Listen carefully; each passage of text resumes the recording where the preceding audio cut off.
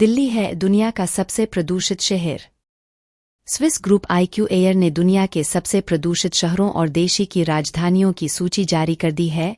एक बार फिर भारत की राजधानी दिल्ली दुनिया की सबसे प्रदूषित राजधानी बन गई है।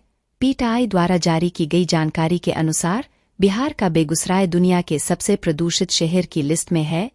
वहीं दिल्ली सबसे खराब वायु गुणवत्ता वाली राजधानी बन गई है। स्विस ग्रुप IQ एयर ने एक डाटा जारी किया है।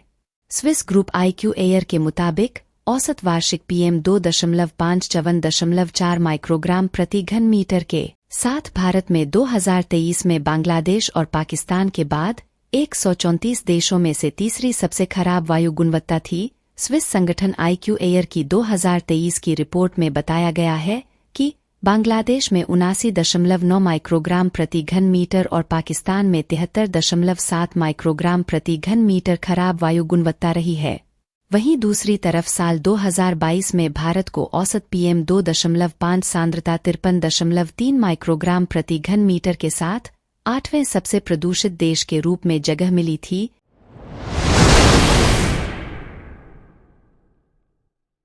अमेरिका में हुई CAA की आलोचना। नागरिकता संशोधन कानून यानी CAA को लेकर भारत के राज्यों से ही नहीं दुनिया भर के देशों से अलग अलग प्रतिक्रियाएं आ रही हैं। अब अमेरिका के एक सांसद ने भारत सरकार द्वारा CAA के लागू करने पर चिंता जताई है। उनका कहना है कि अमेरिका और भारत के रिश्तों में गहराई के साथ यह महत्वपूर्ण है कि सहयोग सभी के मानवाधिकारों की रक्षा के साझा मूल्यों पर आधारित हो, चाहे वे किसी भी धर्म के हों। नागरिकता संशोधन विधेयक 11 दिसंबर 2019 को संसद द्वारा पारित किया गया था। एक दिन बाद ही इस विधेयक को राष्ट्रपति की सहमति मिल गई थी। CAA के जरिए पाकिस्तान, बांग्लादेश और अफगानिस्तान से आए हिंदू, सिख, जैन, बौद्ध, पारसी और ईसाई समुदायों से संबंधित अल्पसंख्यकों को भारतीय नागरिकता लेने में आसानी होगी। ऐसे अल्पसंख्यक 31 दिसंबर 2014 को या उससे पहले भारत में प्रवेश कर चुके हों। साथ ही सरकार ने एक बयान जारी किया था कि भारतीय मुसलमानों को चिंता करने की जरूरत नहीं है, क्योंकि CAA उनकी नागरिकता को प्रभावित नहीं करेगा और इसका समुदाय से कोई लेना देना नहीं है। सदन के विदेश मामलों की समिति के अध्यक्ष बेन कार्डिन ने चिंता जाहिर की, कहा, मैं भारत सरकार के विवादास्पद नागरिकता संशोधन अधिनियम को लागू करने के फैसले से बहुत परेशान हूं।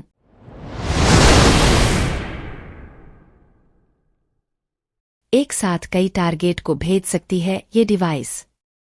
भारतीय सेना को एक बड़ी कामयाबी मिली है। दरअसल सेना के ही एक मेजर ने ऐसी डिवाइस का निर्माण किया है जिसकी मदद से एक ही समय पर कई ठिकानों को तबाह किया जा सकता है। साथ ही इसकी मदद से सेना के जवानों की सुरक्षा भी सुनिश्चित हो सकेगी।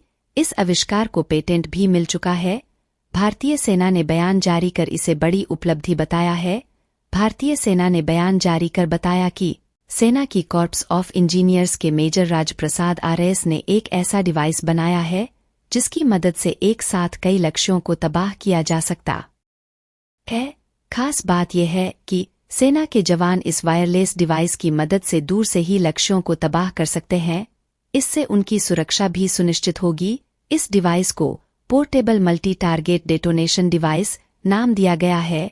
सेना ने बताया कि इस डिवाइस को पेटेंट मिलने के बाद सेना में शामिल भी कर लिया गया है। भारतीय वायुसेना ने आंध्र प्रदेश के बापटला जिले में एक राष्ट्रीय राजमार्ग पर आपातकालीन लैंडिंग सुविधा वाली हवाई पट्टी पर परिचालन किया, जो वायुसेना और असैन्य एजेंसियों के बीच उच्च स्तर के समन्वय को दर्शाता है।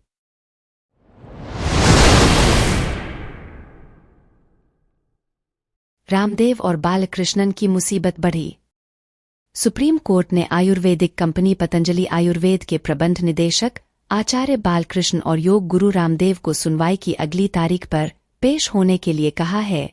दरअसल बीमारियों के इलाज पर भ्रामक विज्ञापनों को लेकर सुप्रीम कोर्ट ने पतंजलि और बालकृष्ण को अवमानना का नोटिस भेजकर जवाब मांगा था, जिसका इन लोगों ने जवाब नहीं दिया। न्यायमूर्ति हिमा कोहली और न्यायमूर्ति एहसानुद्दीन अमानुल्लाह की पीठ ने कंपनी और बालकृष्ण की अदालत द्वारा पहले जारी नोटिसों पर जवाब दाखिल करने में विफल रहने पर कड़ी आपत्ति जताई। पीठ ने रामदेव को कारण बताओ नोटिस भी जारी किया है कि क्यों न उनके खिलाफ अवमानना की कार्यवाही शुरू की जाए। इससे पहले सुप्रीम कोर्ट ने योग गुरु रामदेव की पतंजलि आयुर्वेद को उसके उत्पादों के बारे में न्यायालय में दिए गए पूर्व के आश्वासनों के उल्लंघन और दवाओं के असर से जुड़े गलत दावों के मामले में कड़ी फटकार लगाई थी। न्यायमूर्ति हिमा कोहली और न्यायमूर्ति ए अमानुल्लाह की पीठ ने पतंजलि आयुर्वेद और उसके प्रबंध निदेशक को नोटिस जारी कर पूछा था कि उनके खिलाफ अवमानना की कार्यवाही क्यों नहीं शुरू की जाए।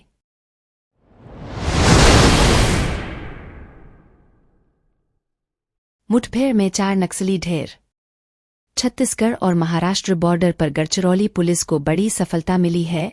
पुलिस और नक्सलियों के बीच हुई मुठभेड़ में 4 माओवादी मारे गए हैं।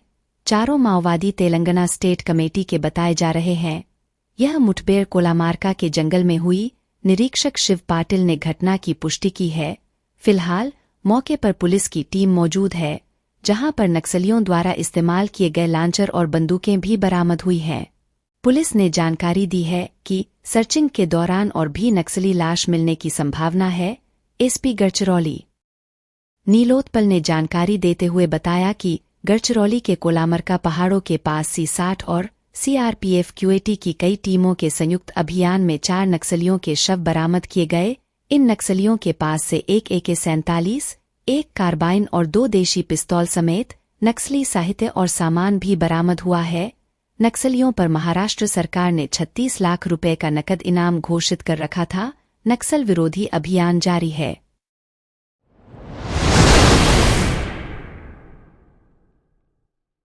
नागरिकता संशोधन कानून पर सुनवाई। सुप्रीम कोर्ट में आज नागरिकता संशोधन कानून के खिलाफ दायर हुई याचिकाओं पर सुनवाई होगी। CAA के खिलाफ 200 से ज्यादा याचिकाएं दायर हुई हैं। मुख्य न्यायाधीश DY Chandrachud, justice JB Pardiwala और जस्टिस मनोज मिश्रा की पीठ इन याचिकाओं पर सुनवाई करेगी। सुप्रीम कोर्ट में अपनी याचिका को लेकर इंडियन यूनियन मुस्लिम लीग के नेता PK कुन्हालीकुट्टी ने बताया कि इस मामले में सुप्रीम कोर्ट में हमारी शीर्ष याचिका है। सरकार ने नोटिफिकेशन जारी होने से कुछ समय पहले ही ऐसे नियम क्यों जारी किए? मामला अभी कोर्ट में लंबित है, लेकिन सरकार नागरिकता कानून पर आगे बढ़ गई। सरकार ने ऐसा क्यों किया? हम इसी मामले को कोर्ट में उठा रहे हैं। हमें उम्मीद है कि हमें राहत जरूर मिलेगी। हम CAA के विरोध में नहीं हैं। नागरिकता सिर्फ कुछ वर्गों को ही नहीं बल्कि सभी को मिलनी चाहिए।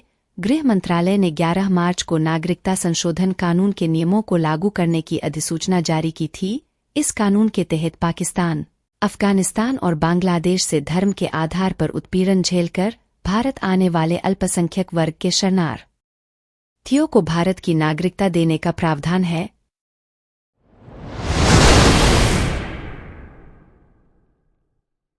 बांके बिहारी मंदिर में दर्शन के लिए एडवाइजरी।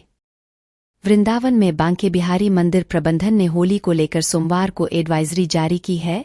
कहा गया कि मंदिर में गुलाल, रंग, प्रसाद और माला ठाकुर जी पर न फेंके। मंदिर में मिलावटी रंग और गुलाल उड़ाने से दर्शनार्थियों का स्वास्थ्य खराब हो सकता है। बांके बिहारी मंदिर के प्रबंधक मुनीश कुमार द्वारा जारी एडवाइजरी में कहा गया कि मंदिर में होली पर किसी तरह का हुड़दंग न करें। पुलिस द्वारा बनाए गए वन वे रूट चार्ट से ही मंदिर आए और दर्शन करने के बाद मंदिर से निकलें। भीड़ के समय वृद्ध, दिव्यांगजन, छोटे बच्चों और बीमार व्यक्तियों, रंग से एलर्जी होने वाले व्यक्तियों को मंदिर में न लाएं।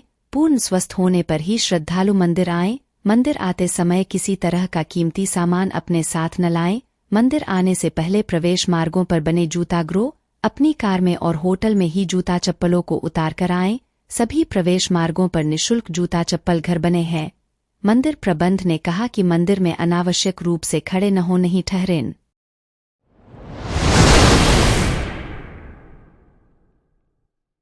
अदिति करेंगी राजनीति में एंट्री। सपा अध्यक्ष अखिलेश यादव और सांसद डिंपल यादव की बेटी अदिति यादव भी राजनीति सीख रही हैं। सोमवार को कुसमरा में आयोजित सम्मेलन में वे कार्यकर्ताओं के बीच नजर आईं। मां डिंपल यादव के हर शब्द को वे गौर से सुनती और समझती रहीं। सैफई परिवार से मुलायम सिंह यादव ने सियासत में कदम रखा था। इसके बाद भाई शिवपाल सिंह यादव और रामगोपाल यादव भी राजनीति में आए। फिर नंबर आया दूसरी पीढ़ी यानी बेटे अखिलेश यादव और भतीजे धर्मेंद्र यादव का। इसके बाद बहू डिंपल यादव भी राजनीति में उतर आईं, तीसरी पीढ़ी के रूप में। मुलायम सिंह के पोते तेज प्रताप यादव ने मैनपुरी से 2014 के लोकसभा उपचुनाव में जीत हासिल कर संसद की सीढ़ी चढ़ी। इसके बाद लगभग एक दशक से सैफी परिवार के किसी नए सदस्य ने सियासत में कदम नहीं रखा है, लेकिन अब सैफी परिवार का एक नया सदस्य सियासत का कखरा सीख रहा है। कार्यकर्ता सम्मेलन में पहुंची अदिति यादव चाहती तो मंच पर मां डिंपल यादव के साथ भी बैठ सकती थीं, लेकिन उन्होंने अपनी जगह नीचे कार्यकर्ताओं के बीच बनाई। कुछ महिला कार्यकर्ताओं के बीच वे सादगी से बैठी नजर आईं।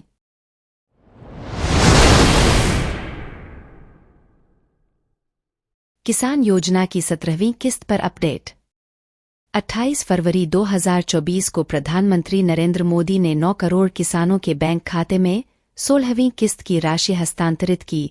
इस पैसे को डीबीटी के माध्यम से पात्र किसानों के बैंक खाते में भेजा गया। पीएम किसान योजना के अंतर्गत सालाना 6,000 रुपये दिए जाते हैं और इस पैसे को हर 4 महीने में 2 से 2,000 रुपये की 3 किस्तों में दिया जाता है। ऐसे में 16वीं किस्त 28 फरवरी 2024 को जारी हुई और ऐसे में जोड़ा जाए तो 4 महीने का समय जून के आसपास हो रहा है। इसलिए माना जा रहा है कि 17वीं किस्त जून महीने में जारी हो सकती है। हालांकि ये लाभ उन्हीं किसानों को मिलेगा जो पात्र होंगे और पूरी तरह से सभी कामों को पूरा करवा लेंगे। इनमें सबसे पहला काम है भू सत्यापन करवाना। जो किसान इस काम को नहीं करवाएगा वो किस्त के लाभ से वंचित रह सकता है।